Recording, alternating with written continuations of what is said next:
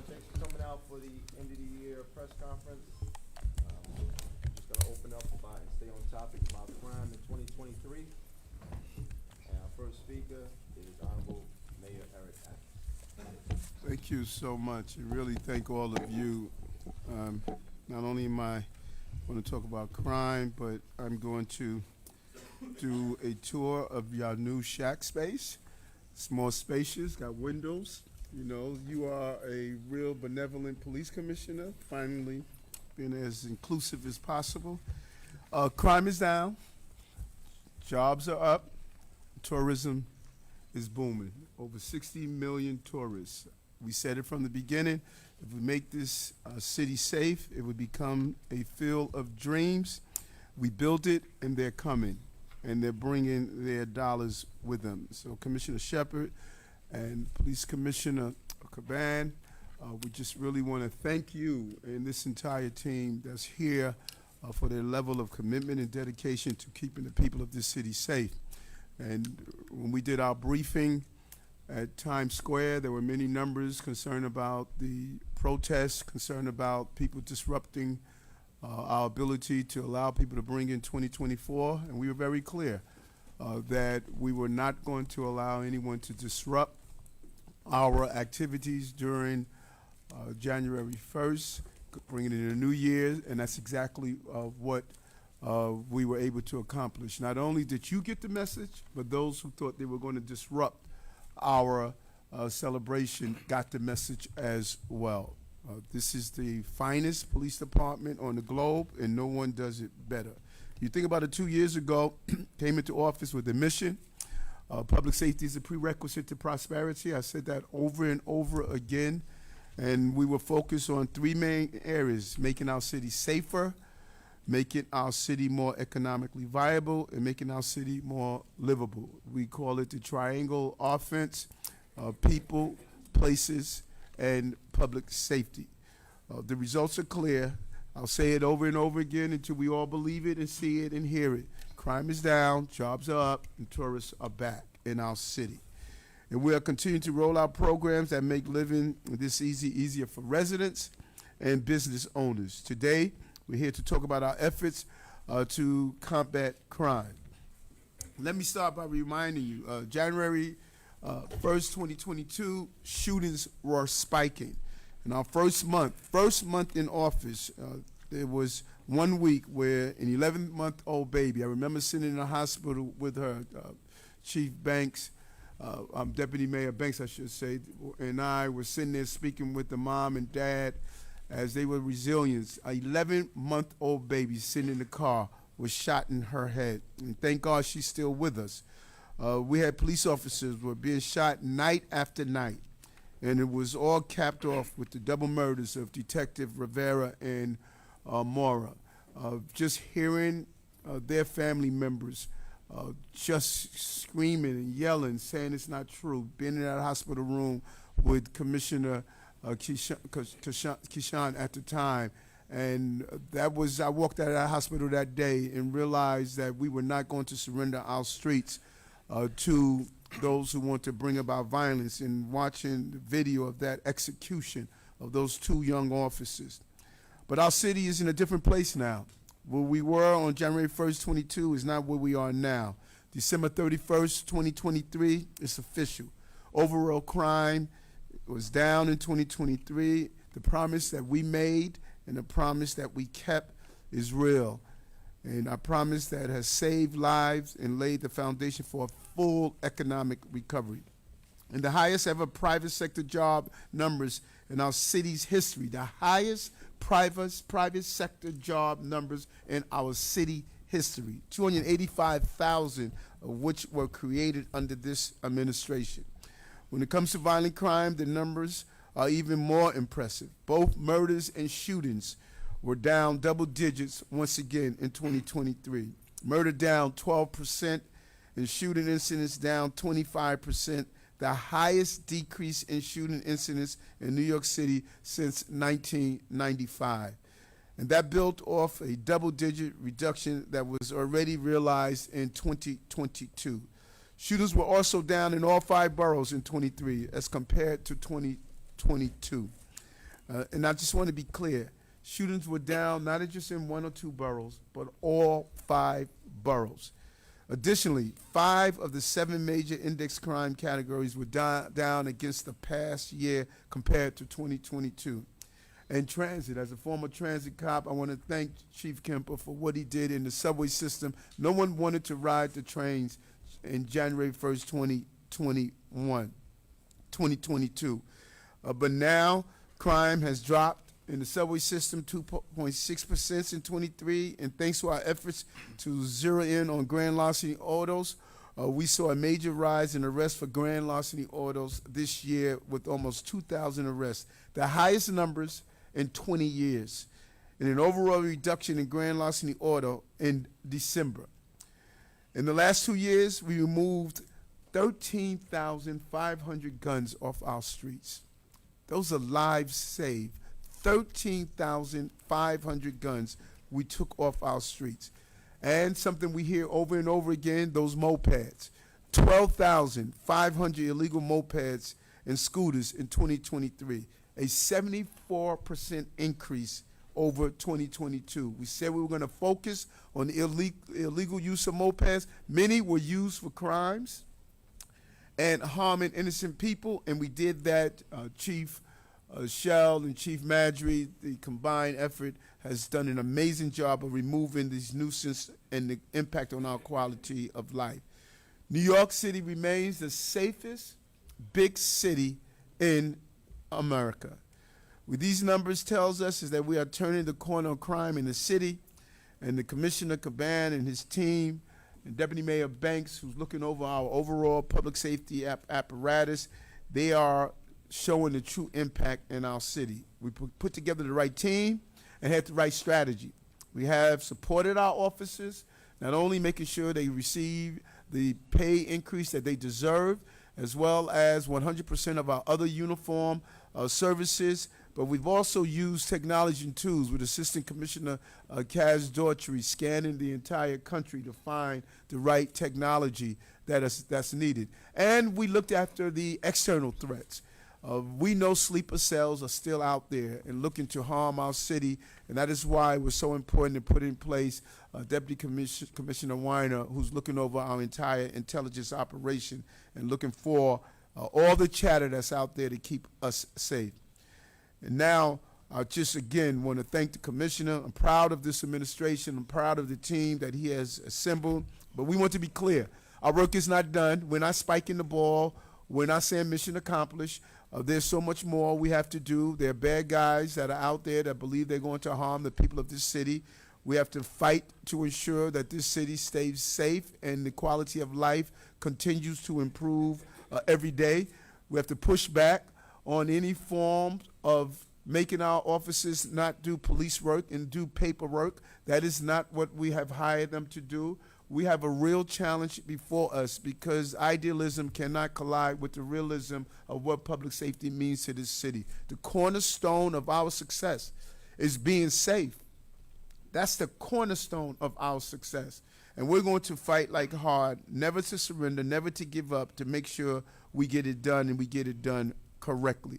We're going to continue to protect our subways, to make sure that people can feel comfortable of using our system to get to and from their place of employment for school and for work and other activities. We're going to continue to invest in prevention through our gun violence prevention task force, crisis management system, and our youth programs like Saturday Night Lights. And we work every day to make New Yorkers safe. I cannot thank this commissioner enough, and I also want to thank the former commissioner who continued to make sure that this was a safe city.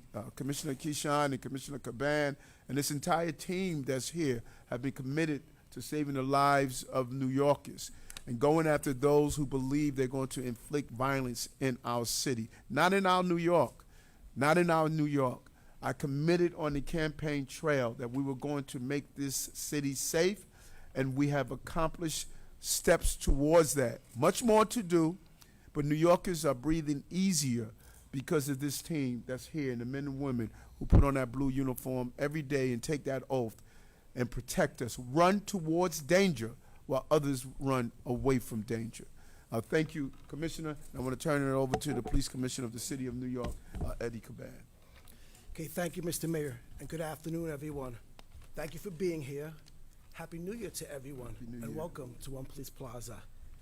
Today, we'll be reviewing the crime data for 2023 and updating you on the work our officers are doing to keep New Yorkers safe. As we look back on the past year, it is clear that the NYPD's efforts to combat gun violence continue to drive significant reductions in violent crime. At the beginning of this administration, shootings in New York City were at a 15-year high. Murders were at a 10-year high. There was a sense of lawlessness, and we would not tolerate it. We knew what was ahead of us, so from day one, we went to work, and we made illegal guns our top priority. And the progress we made in 2022 didn't stop there. In 2023, we went even further. Shooting incidents last year were driven down another 24.7%, making it the fourth lowest year in the CompStat era. There were 416 fewer people shot in 2023 compared to the previous year, which again represents the fourth lowest number of shooting victims in the past 31 years. The work of our sector cops, the FIOs, the NCOs, the Gun Violence Suppression Division, community response teams, neighborhood safety teams, and many others contribute to shooting reductions in every New York City borough. Your officers took nearly 6,500 legal firearms off our streets in 2023 and seized more than 13,000 and a half guns over the past 2 years. This intensive work against gun violence had ripple effects across other violent crime categories.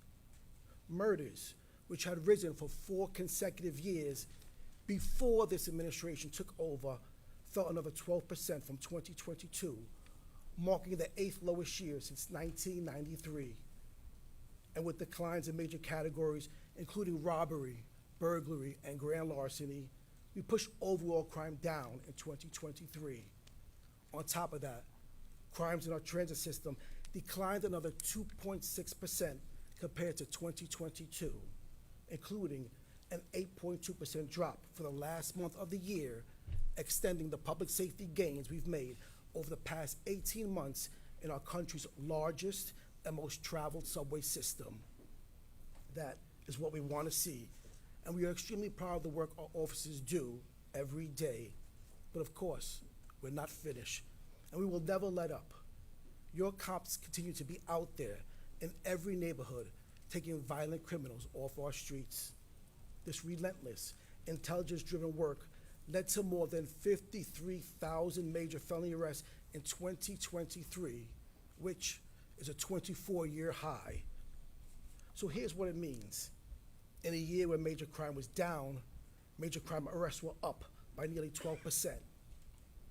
You have to go back to 1999 to get a similar number, a year that had nearly 70,000 more major crimes reported than we had in 2023.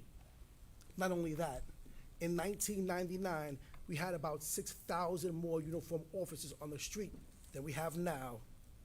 So fewer cops, more felony arrests, and lower crime. That means our crime fighting is more focused, is more effective, and is making our city safer. But it also means your cops are in harm's way more than they have been in years. More arrests for violent crimes increase our interactions with violent criminals, and the result is a rise in assaults against our officers. This accounted for a significant portion of the increase in that felony crime category last year. But the message is clear. New Yorkers will not stand for crime and violence anywhere in their city, and the NYPD will always be there for them, making sure the safest big city in the nation keeps getting even safer. And as we look ahead to 2024 and beyond, we know that our department will face challenges. That is the nature of this job. But as always, your police department is prepared for anything. And with our team in place, we will meet every challenge head on. But we also know that public safety isn't felt in a vacuum, and that crime data is not the same as lived experience. So we will continue building and strengthening relationships with the people we serve, which is absolutely critical to everything we do. It takes all of us working together to get it done. And together, we will never stop fighting to make New York City better tomorrow than it is today. Now, I'll turn it over to our first Deputy Commissioner, Tanya Kinsella, who will get some further details. Tanya? Thank you, Commissioner. Good afternoon, everyone. Fighting crime and keeping all New Yorkers safe is the dedicated mission of the men and women of NYPD. Our officers are always on the ground working hard to build trust and strengthen relationships in every community that we serve. As a result of this approach, the NYPD is is the most restrained police department in the nation. In 2023, the NYPD responded to more than 5.5 million calls for service in a city where is 8.3 million residents and millions more traveling each day to work or visiting. And all of those are millions engagements between the public and the police department with 34,000 officers. There was only 30 times of adversarial situations where officers had to fire their gun in 2023. That's 6 fewer times than 2021. That's 10 fewer times than 2022. This means that when someone calls 911 in New York City, more than 99.9% of the time, there is no shooting by police. This is due to our continuous in-service training that focuses on enforcement encounters, which teaches our officers de-escalation techniques and other alternatives than using force. And our detailed use of force policy holds each and one of us accountable for our decisions and our actions. As we look forward to 2024, the NYPD will continue to evolve and build upon this foundation to ensure that policing in New York City remains equitable, just, and where we will never sacrifice transparency and public safety. Thank you. I will now turn it over to Chief LaPetri. Thank you, Commissioner. Just to highlight some of the crime data that the police commissioner and the mayor spoke about, and obviously when we talk data, we're talking victims. So when you look at the 409 less victims of major crime in New York City, a lot of people might say, well, that's not that significant. Well, let me just take you back just a year or two ago. For the first 6 months of 2022, New York City saw 17,000 more victims of major crime. For the first 6 months of this year, we also saw a small increase of about 800 victims.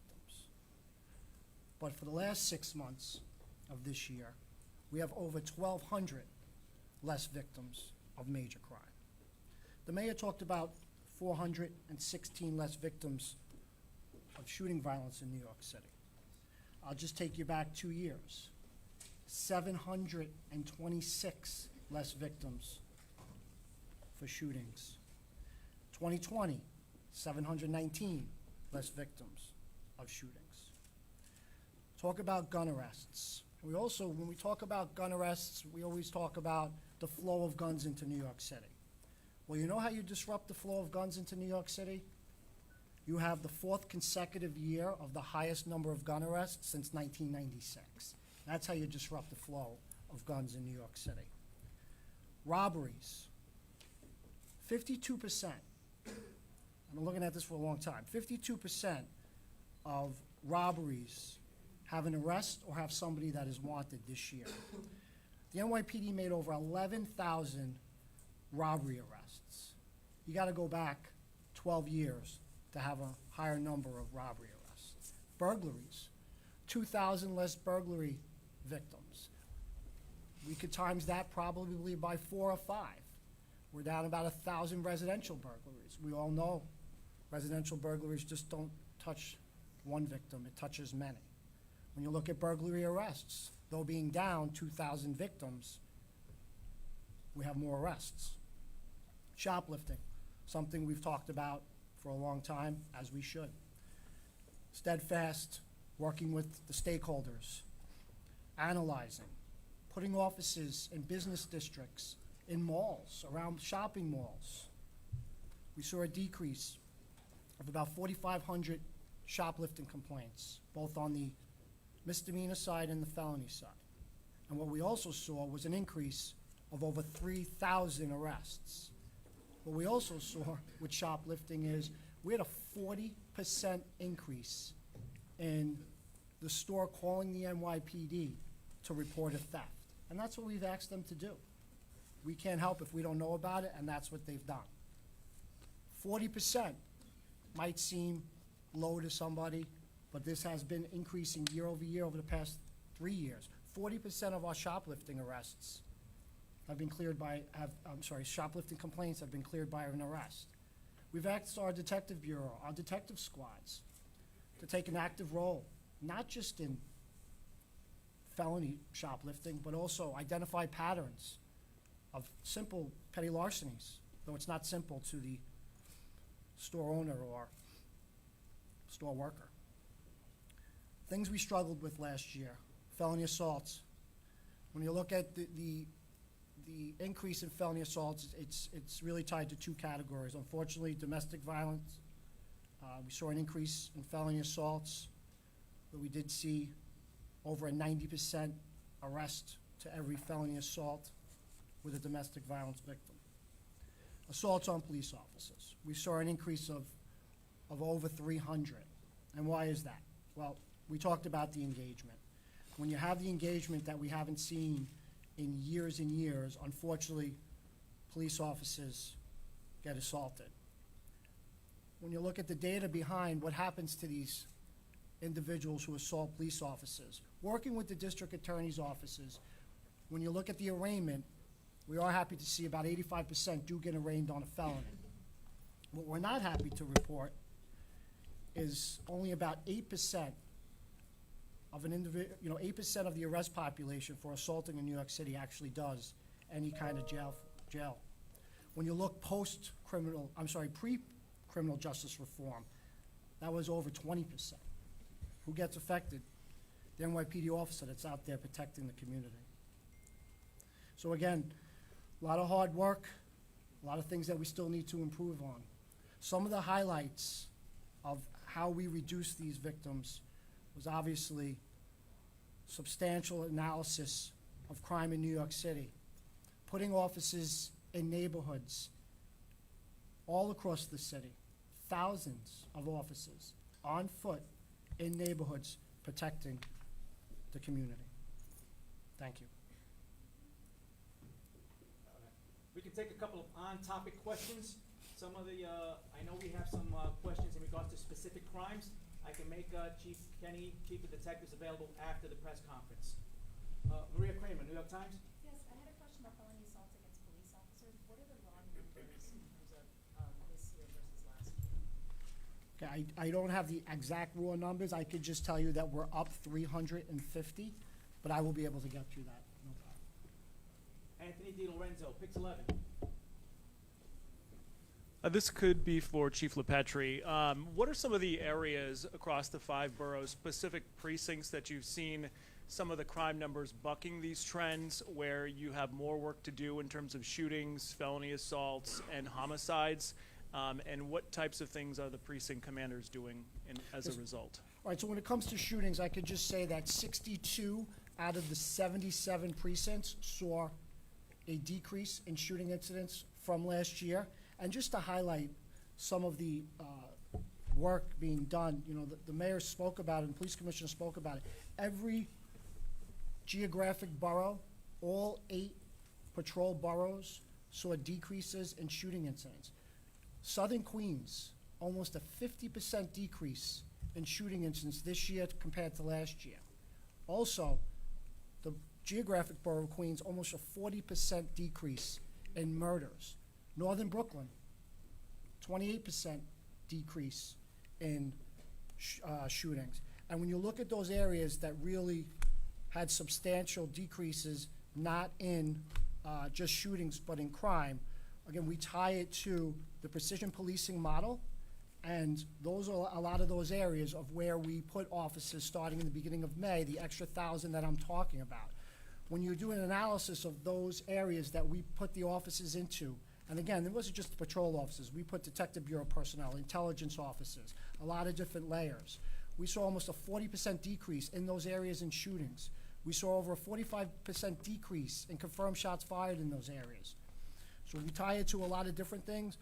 You know, we definitely look at what we analyzed before the summer months, when it's the toughest months out there, and we saw sharp decreases in those areas. I'm gonna go over to Jen from Associated Press. Thank you.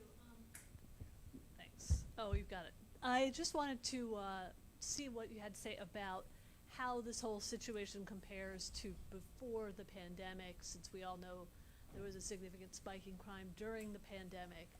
So I'm talking about how this compares to 2019. I did some math, and it looks like in many categories of the 7 indexed crimes, it's still above where it was in 2019. Let's talk about that a little bit, if you would. Yeah, so I'll just say this. You know, it's been talked about what happened in 2020 with the change in the criminal justice process as far as the reform process. And I'll say it again, NYPD agrees with a lot of the reforms. We just don't agree with as fast and as much as was done in 2020. And if you really start analyzing crime for the second part of 2019, when a lot of these reforms were already put in place, crime started going up 6 months prior to the actual reform of 2020. So I think when you look at who could be bail eligible, let's just take, for instance, grand larceny of an auto, right?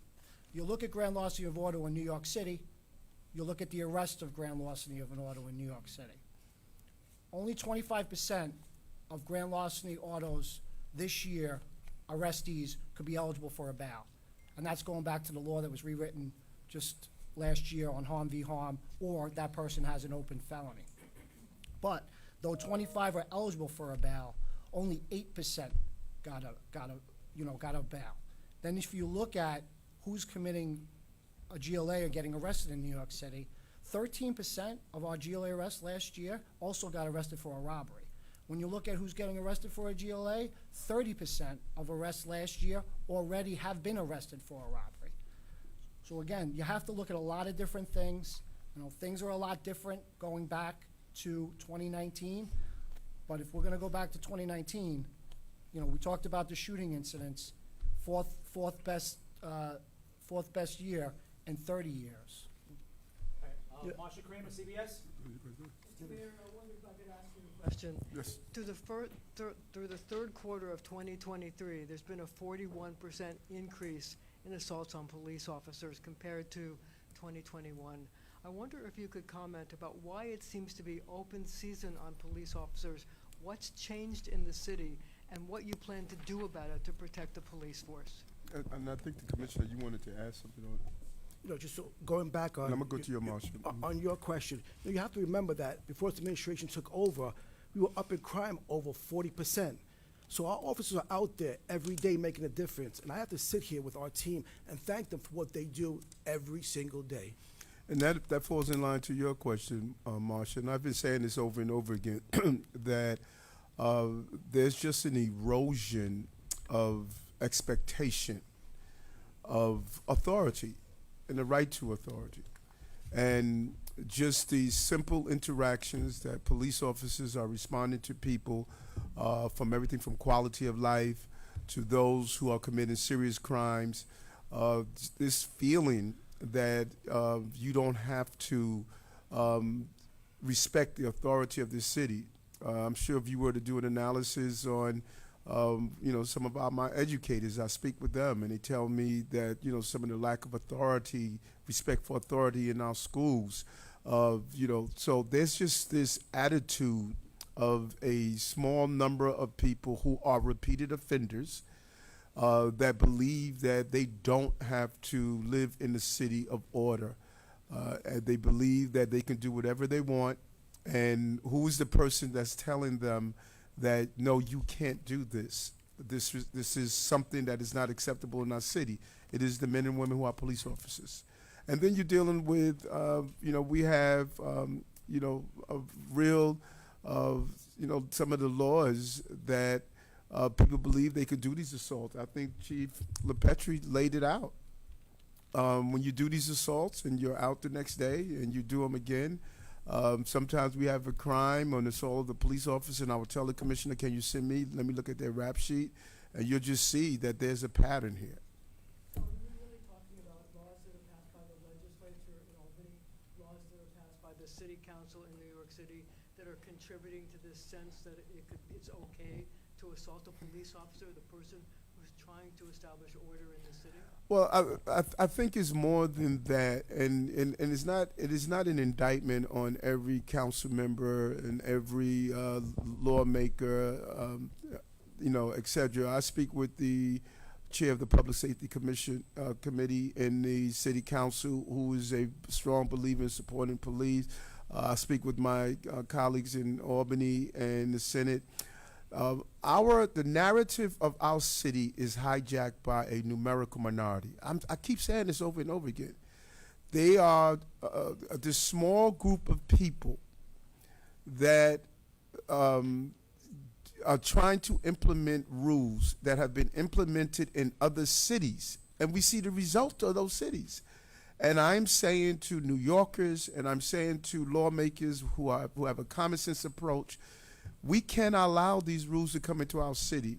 And one of the parts of this philosophy that they have is that we don't hold people to a high accountability when they assault. Law enforcement agencies, probation, parks enforcement, correction officers, you look at the erosion that we're telling these men and women who place themselves in the front line that if you are assaulted or harmed, that the person is not going to be held accountable. So just a follow-up question. So are you basically saying that the way to deal with this numerical minority is for you and others to campaign against these people to prevent them from getting elected so that majority rules as opposed to minority rules? Yeah, I think New Yorkers are at a crossroad, and I'm glad you're asking this question because I see it every day.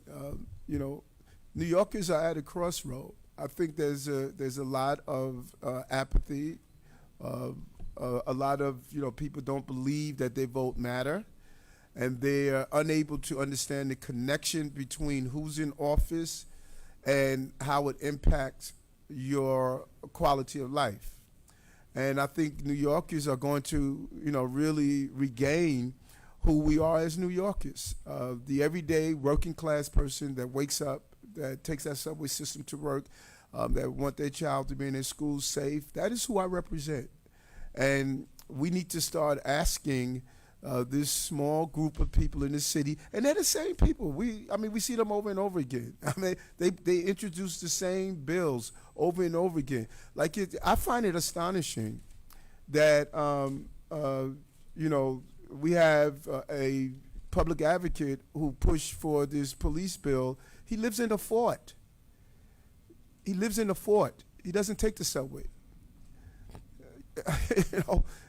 So to be able to advocate to erode the ability of police to do protection when you have an entire army protecting your family and you drive around with police protection. And I don't know when the last time he was on the subway system. So are you going to campaign against these people? No, I think the people have to make a determination of what types of rules they want in their city. Walk across the Brooklyn Bridge today, whoever didn't. Go look at that Brooklyn Bridge right now. That Brooklyn Bridge is representative. That's the symbol of what I believe our city should look like, that our police are doing. That Brooklyn Bridge today, that's clean, that's clear, that does not have people lined up on both sides, that are selling every and anything. That's a symbol to me. When you ask me, what do I believe our city represents? The Brooklyn Bridge is. Today is Wednesday. Monday, that Brooklyn Bridge looked like what other cities look like. Today, that Brooklyn Bridge looks like what New York City is going to look like. And there are those who are saying, we want to turn that Brooklyn Bridge back. And that's what New Yorkers need to ask. That's what I'm saying to New Yorkers. Do you want a city where people are putting on a tent in front of your home? Do you want a city when you come out with your children and someone is injecting themselves with drugs on your stoop? Do you want someone defecating in your backyard or on your school ground? Do you want someone riding a scooter up and down the block and don't even care if they're on the sidewalk or not? Do you want someone blasting music in front of your home? You want someone playing dice in front of your home? Someone doing robberies and they're out the next day? That's the question that I'm asking. And, I'm not unclear. I've been clear from the beginning. I protect working people in the cities, that they're not victims of crimes, and that's what this commissioner and his team has done. Before we take the next question, can Chief Sal, can you just jump in real quick as we talk about the volume and the type of work that we're talking about that was being done out there by the cops? All right, so I'm going to talk about, good afternoon, happy New Year, everybody. I'm going to talk about quality of life enforcement. Quality of life enforcement in the city. Just in terms of summonses being written by our officers out there, summonses being written in terms of what the public wants. Drinking in public, urination, bike on sidewalk, reckless driving, illegal scooters not registered. We have a 75% increase in those type of summonses. That's quality of life enforcement. That's what our cops are doing. In terms of the number one complaint we get citywide, the illegal mopeds, motorcycles, ATVs, unregistered, hurting people. We've confiscated, along with those bikes, we're going to add on to this number the ghost cars, the paper plates, and the plate covers. We've taken about 27,000 off the street this year. When you combine that with last year's efforts that we kind of got started late in the summer, we're at 45,000 of these vehicles taken off the street. And there's still work to be done, because when you look at crime patterns, it's a crime that occurs by the same person or persons more than twice. We have an increase of 97%. Okay, so how do we know it's working in some part? We have a 69% decrease in people calling and reporting this illegal activity. So it's working. Talk about smoke shops, another complaint we get often. Between the sheriff's efforts with us, we visit over 3,000 smoke shops. We've effected over 400 arrests. With the help of our Narcotics Detective Bureau, 194 search warrants conducted in these smoke shops for illegal drugs and marijuana being sold. Nuisance abatement. In 2022, I think we had one submittal for a nuisance abatement. Now we're over 500. We've closed down about 50 stores. The other 400 and change are still pending in different levels of the nuisance abatement. Let's put some numbers on what the sheriff gave me. In terms of value of illegal paraphernalia seized out of smoke shops, the 2,400 smoke shops we currently have in this city, $26 million in illegal paraphernalia seized, $52 million in summonses issued. The efforts by the sheriff and us riding shotgun with the sheriff, the police department, and other agencies are really getting after smoke shops, a big quality of life issue for the city. Let's talk homeless. When the mayor took over, one of his key initiatives this year, our homeless encampment task force, we cleaned up over 5,300 encampments. Now, I don't see a lot of them anymore, and I'm sure you don't. We've had a 30% reduction in calls from the public about encampments. So it's working, quality of life. Illegal vending, counterfeit property being sold from our business improvement districts, our canal streets, our Times Square. We've done dozens of operations and seized a street value of over $220 million in counterfeit illegal vending. So these are quality of life complaints that we receive constantly. These are our number one complaints. As I clearly just demonstrated to all of you, we are addressing that. I just want to get that out there in terms of quality of life enforcement. We're gonna go to Tony DiStefano. Yeah, Chief LaPetri alluded to this, and I think the mayor and police commissioner also talked about the increase that is persistent in grand larceny auto. If you're a working person in the city, you drive to work, you lose that car, essentially you're screwed, to put it bluntly.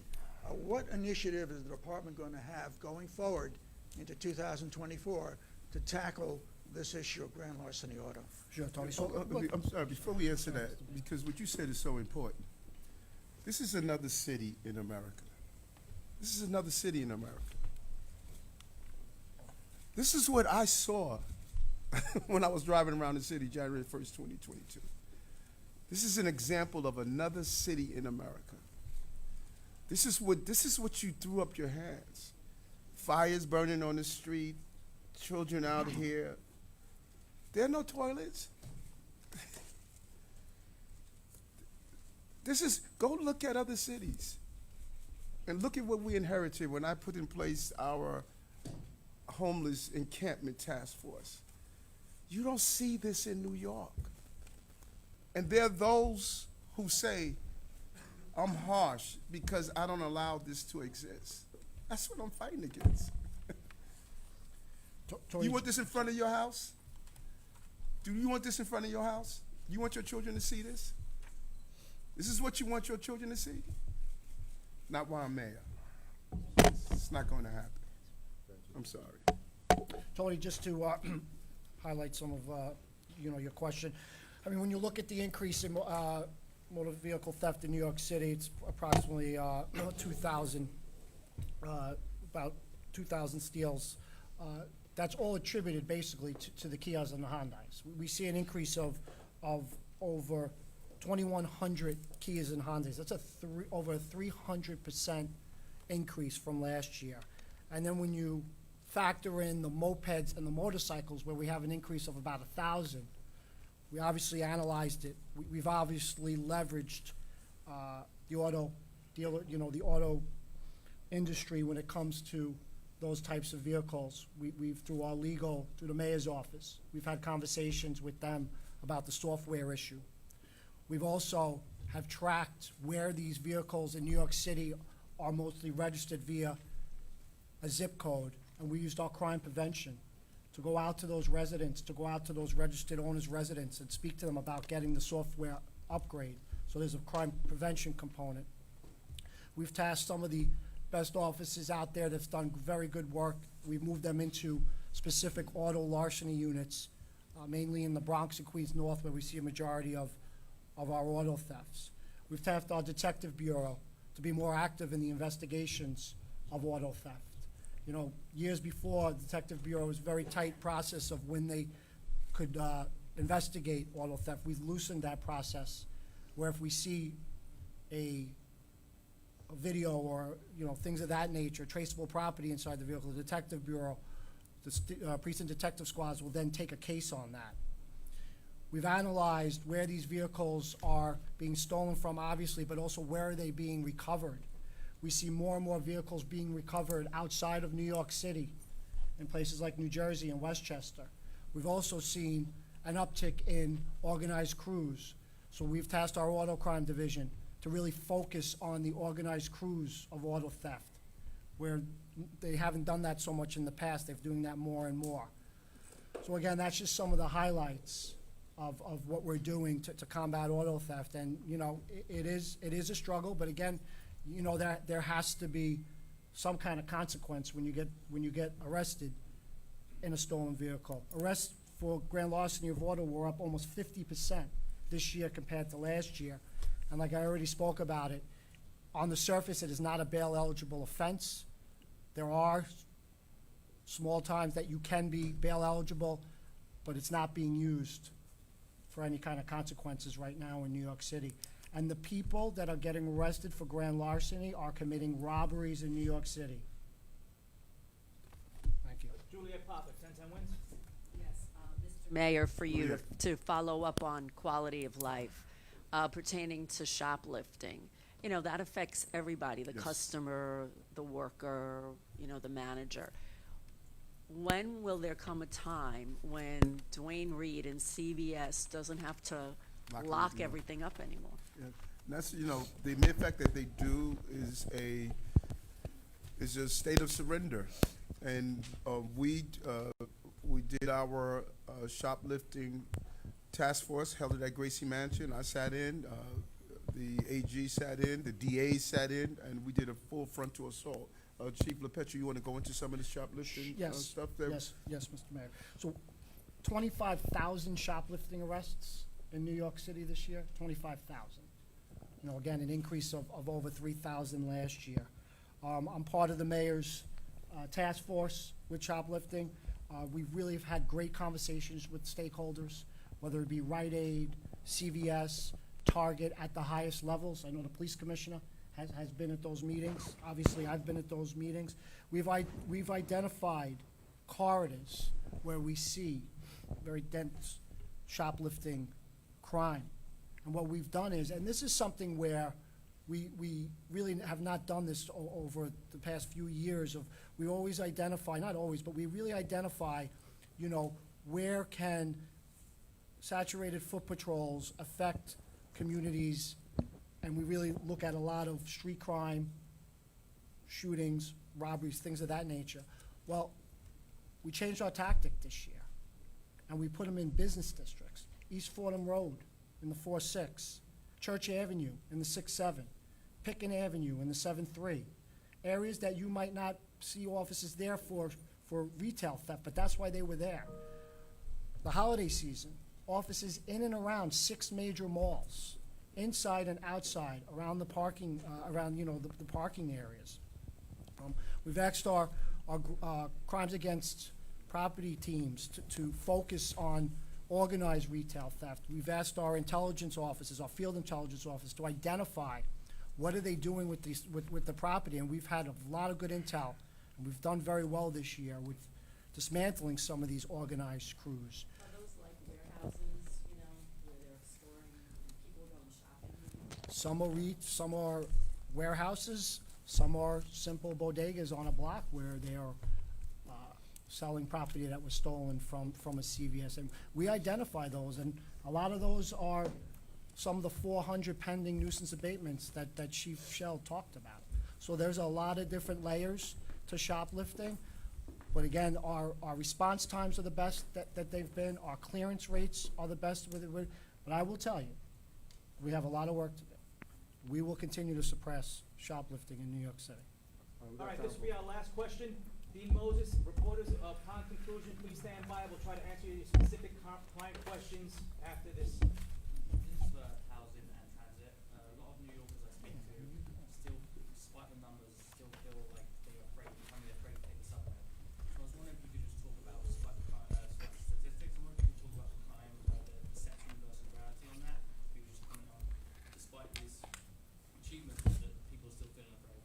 Yeah, Why don't we start with transit, and then we'll go right into housing. So look, we were here a year ago in this room, and we were recapping 2022 with crime in the subway system. And we recognized clearly that 2022 was a challenging year for us in relation to crime and disorder in the subway system. We ended the year, 30+% up in crime in 2022. And we sat here and we spoke to you and to everyone about what our plans were going to be, moving forward into 2023. We touched upon Mayor Adams' subway safety plan. We spoke about this administration's cops, cameras, and care program. We spoke about that, what that means to public safety in the subway system. Tremendous investments, allowing us to deploy upwards of 1,000+ additional cops to the subway system each day, assigned to platforms, mezzanines, on trains. We said public safety was going to be our top priority moving forward in the subway system in 2023. And as I sit here now, I'm pleased to report that the hard work of the men and women of the NYPD, coupled with this administration's investments, have paid off. This year's end of crime briefing, it's different than last year's versus 2022.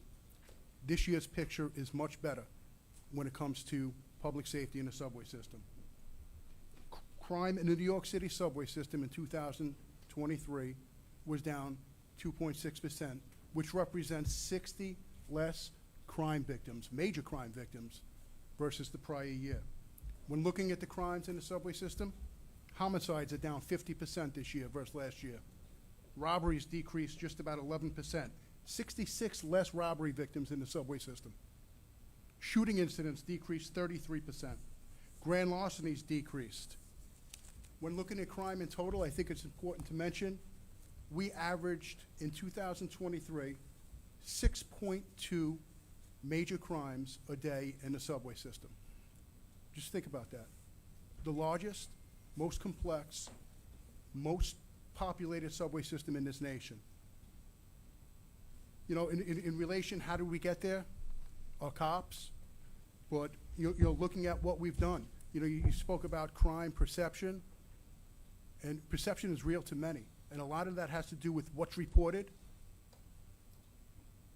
and what our riders see sometimes in certain stations when they go in. It's real. Acts of lawlessness, public urination, smoking, for examples, fare evasion. We spoke about that. We recognized it, and we said we were going to be focused on that, and we were.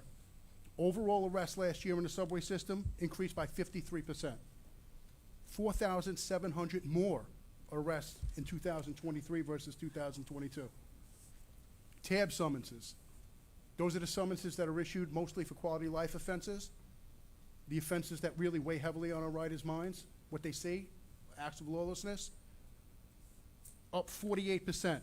172,000 plus tab summonses this year.